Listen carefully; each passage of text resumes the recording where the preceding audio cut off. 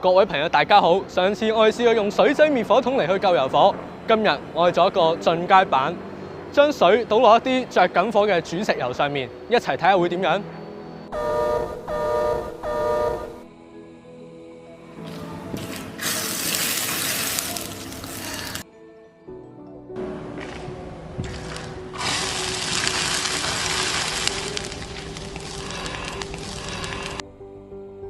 喺剛才嘅實驗，我哋將水倒入滾油入面，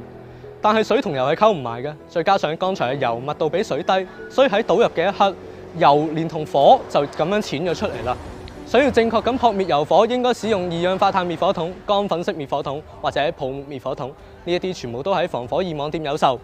今日實驗時間差唔多啦，拜拜。如果你中意呢條片，又或者想知道更加多防火資訊，